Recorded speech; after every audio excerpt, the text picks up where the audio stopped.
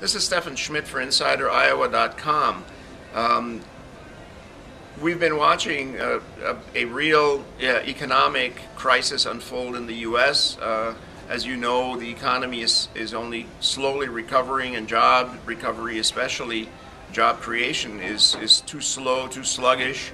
But on top of that, we also have this incredible budget problem, both at the federal level, where the federal budget is out of whack and the national debt is growing too fast, and a lot of people are very concerned that we are going to reach a tipping point where the budget deficits and the growth in the national debt will overwhelm the economic engine that drives this country, and we will be spending too much of our coin on repaying the debt and paying interest on the debt. So that's a big issue, and Congress and the President are struggling mightily on how to address that.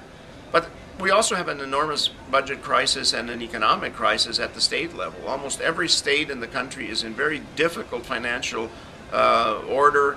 I think there are only 3 states that are in pretty good shape. And what we saw erupting last week and then continuing this week is the effort by governors to try and comply with their own state constitutions, most of which require balanced budgets.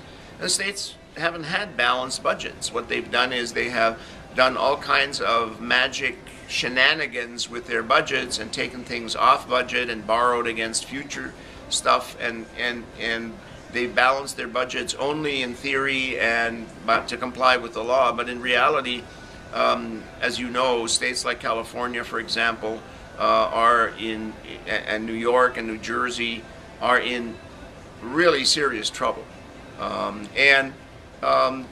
How to solve the crisis of state budgets has been the challenge posed to governors, and that is governors like Governor Christie in New Jersey, who has taken a very, very tough stand, has slashed budgets for state programs, has taken on the unions in the state and more or less paralyzed them.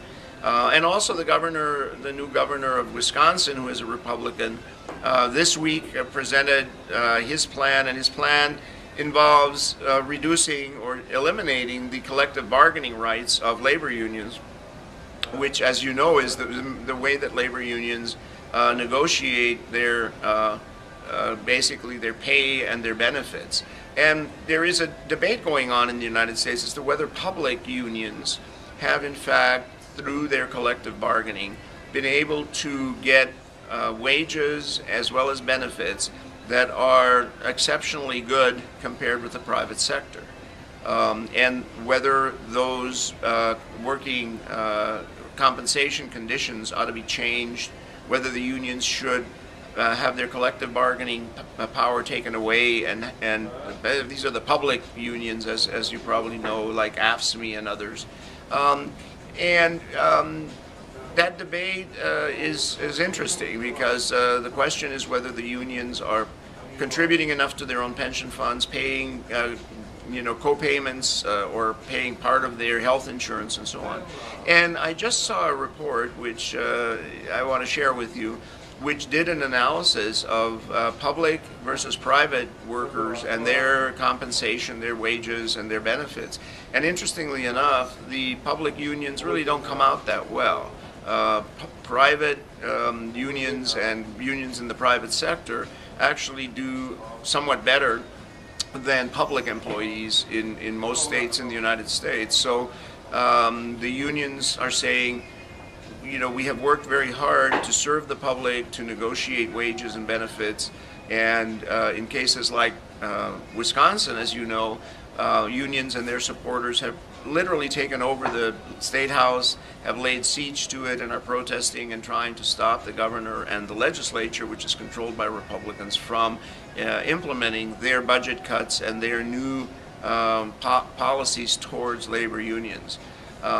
We don't know how this is all going to unfold. The governor of California has come up with a very interesting way of dealing with the massive hemorrhaging of the budget in California. He has said, well, look, here's what we have to do, but I'm not going to do it. We need more revenue, so we need some tax increases and we need budget cuts, but I'm going to let the voters of California decide what they want to do. California is a state where you can do initiatives, referendums, and put them on the ballot and let the voters go do it.